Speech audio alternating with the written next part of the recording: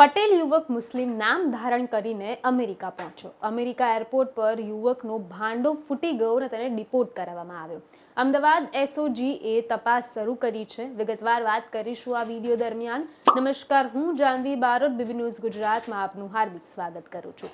કરોડો રૂપિયા ખર્ચીને border cross કરી અમેરિકામાં ગેરકાયદેસર ઘૂસેલા ગુજરાતીઓને હજુ હમણાં જ બહાર કાઢવાની ઘટના હજુ શાંત બિલકુલ નથી પડી।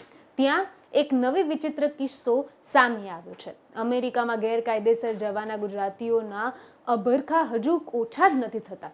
તેમ લાગી રહ્યું છે કે એક ગુજરાતી પટેલ મુસ્લિમ નામ ધારણ કરીને અમેરિકા પહોંચી ગયો હતો, પરંતુ ત્યાં ઇમિગ્રેશન વિભાગમાં ભાંડો તેનો ફૂટી ગયો અને તેને ડિપોર્ટ કરાવવામાં આવ્યો। અમેરિકા જવાના અભરખા મુસ્લિમ નામે પાસપોર્ટ પણ કઢાવી લીધો।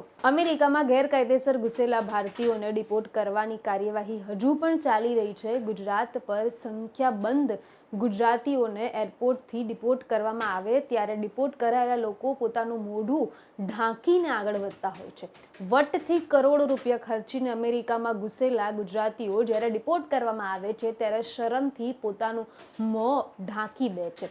આ ઘટના બાદ હજુ પણ લોકો અમેરિકા જવાનો ક્રેઝ ઓછો નથી કરતા। અમદાવાદના એરપોર્ટ ઉપર પોલીસ સ્ટેશનમાં જિગ્નેશ પટેલ નામના શખ્સ વિરુદ્ધ ગઈકાલે એક ગુનો દાખલ કરવામાં આવ્યો છે। જિગ્નેશ પટેલ મૂળ ગાંધીનગર જિલ્લાના કલોલ ખાતે આવેલા ગાર્ડન સિટી ફ્લેટના રહેવાસી છે। જિગ્નેશ પટેલે અમેરિકા જવાનો શોખ હતો, જેથી તેમને મુસ્લિમ નામ ધારણ કરી અને અમેરિકા માટે બિન જરૂરી વે ઉપયોગ કરીને ત્યાં ઘૂસ્યા હતા।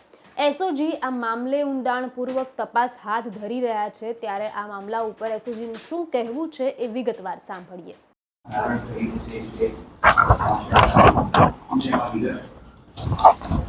એરપોર્ટ પોલીસ સ્ટેશન ખાતે 84/2025નો એક ગુનો રજીસ્ટર થઈ અને અત્રે એસઓજી ખાતે તપાસમાં મળેલ છે।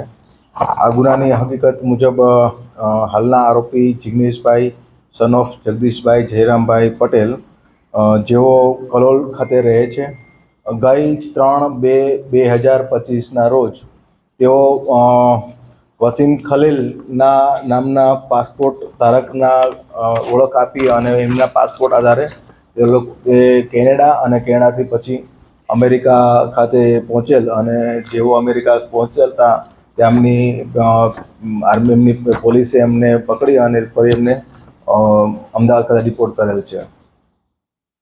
કયા દિશામાં કાર્યવાહી થઈ રહી છે? કેટલો ખર્ચ કરીને ગયા હતા? પાસપોર્ટ ફોટો બનાવડાયા? શું તપાસ થઈ રહી છે?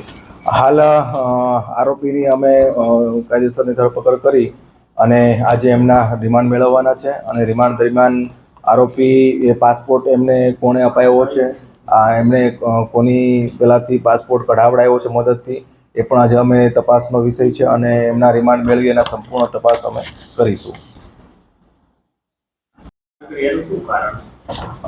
એ બધી જ પૂછપરછ હાલ અમારે ઇન્વેસ્ટિગેશન ચાલુ છે અમારું। આરોપીના રિમાન્ડ મેળવી અને એમાં વધુ એમની બધું જ ઇન્ટ્રોગેટ કરવાનું બાકી છે અમારે। આરોપી મુસ્લિમ નામ ધારણ કરવા પાછળનો કોઈ સ્પેશિયલ એનું હેતુ છે કે શું, એ હાલ બધું ઇન્વેસ્ટિગેશન અંદર છે।